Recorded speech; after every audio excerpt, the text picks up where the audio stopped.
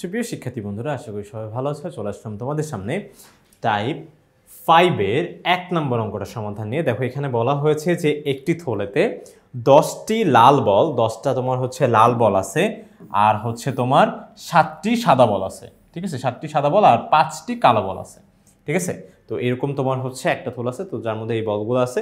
এখন তোমার 1 নম্বর যে কোশ্চেনে বলা হয়েছে যে এখানে দৈবভাবে একটি বল তোমার হচ্ছে নেওয়া হলো। দৈবভাবে হচ্ছে না দেখে নেওয়া হয়েছে, মানে আমি দেখতেছি না, দেখে তোমার তুলতেছি না। ঠিক আছে, না দেখে যখন আমরা একটা বল তুলবো সেটাকে আমরা বলবো কি বলতো, দৈবভাবে। ঠিক আছে, তাহলে দৈবভাবে যখন আমরা হচ্ছে একটা বল তুলবো তখন সেই বলটি সাদা হওয়ার সম্ভাবনা এবং কালো না হওয়ার সম্ভাবনার পার্থক্য নির্ণয় করো। তার মানে প্রথমে আগে আমাকে সাদা হওয়ার সম্ভাবনা বের করতে হবে। তাহলে সাদা হওয়ার সম্ভাবনা কি হবে বলো তো? এই যে দেখো তোমার হচ্ছে মোট তোমার ফলাফল। তাহলে মোট ফলাফল হচ্ছে কি, এখানে থলের মধ্যে যতগুলো বল আছে সেটাই হবে হচ্ছে তোমার সমগ্র সম্ভাব্য ফলাফল। ঠিক আছে, আর হচ্ছে তোমার এখানে প্রথম বলটা কি বলছে, সাদা। ঠিক আছে, বলটা সাদা হওয়ার সম্ভাবনা। তো সাদা বল আছে কয়টা? 7টা। তাহলে আমরা জানি যে তোমার যে কোনো তোমার হচ্ছে সম্ভাবনা বের করার সূত্র হচ্ছে সমগ্র সম্ভাব্য ঘটনা ডিভাইডেড বাই অনুকূল ঘটনা। কি লিখি আমরা? এটাকে ধরে আগে লিখে ফেলি যে সমগ্র সম্ভাব্য, মানে যতগুলা ঘটনা আসলে ঘটতে পারে তোমার সাথে, সম্ভাব্য ঘটনা। আর উপরে কি হয় বলো তো? অনুকূল ঘটনা। ঠিক আছে, অনুকূল মানে যেটা তুমি চাচ্ছ। এখন প্রথমে তুমি কি চাচ্ছিলা বলো তো? বলটা সাদা হোক এটা চাচ্ছিলা। এখন সাদা বল আছে কয়টা? 7টা। তাহলে তোমার সাথে যে অনুকূল ঘটনা তুমি চাচ্ছ সেটার হচ্ছে ফলাফল কত হবে বলো তো? 7। কারণ সাদা বল আছে হচ্ছে 7টা। এখন কি তুমি জানো যে শিওর তোমার সাদা বলই আসবে? না, তোমার থলের মধ্যে যতগুলা বল আছে তোমার হাতে কিন্তু সবগুলার যে কোনো একটা আসতে পারে। তাহলে সেক্ষেত্রে তোমার হচ্ছে মোট বল কয়টা আছে? 10, 7 আর হচ্ছে 5। তাহলে মোট বল আছে হচ্ছে 22টি। ঠিক আছে, তাহলে মোট বল আছে 22টি, আর যার মধ্যে তোমার হচ্ছে সাদা বলটি সাদা হওয়ার সম্ভাবনা কি হবে? সমগ্র সম্ভাব্য ঘটনা হচ্ছে তোমার 22 আর অনুকূল ঘটনা হচ্ছে তোমার 7, মানে সাদা হওয়ার সম্ভাবনা। ঠিক আছে, এরপরে বলছে আমার হচ্ছে কালো না হওয়ার সম্ভাবনা। তার মানে আর যাই হোক কালো হওয়া যাবে না, রেসিস্ট।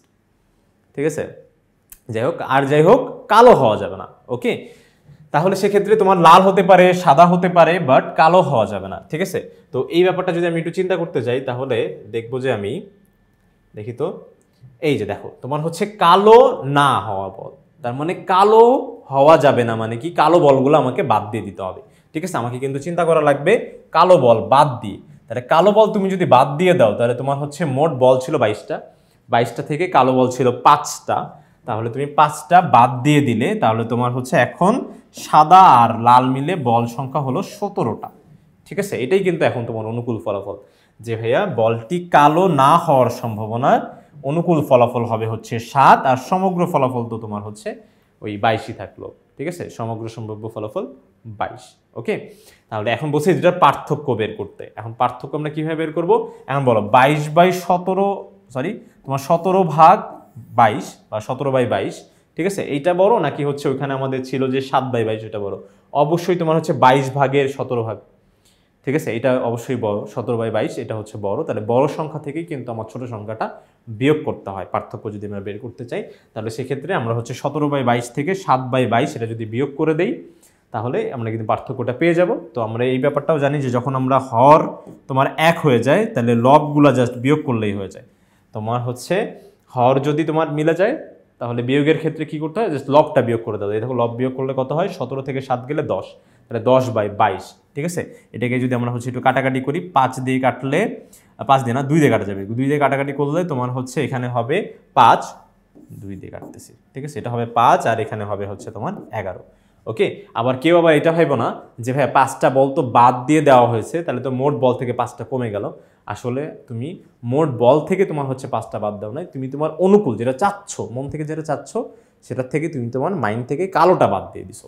ঠিক আছে, তাহলে সেজন্য তোমার হচ্ছে অনুকূল ফলাফল থেকে আসলে কমে গেছে, কিন্তু তোমার মোট ফলাফল থেকে কিন্তু অবশ্যই 22টাই অ্যান্সার হবে।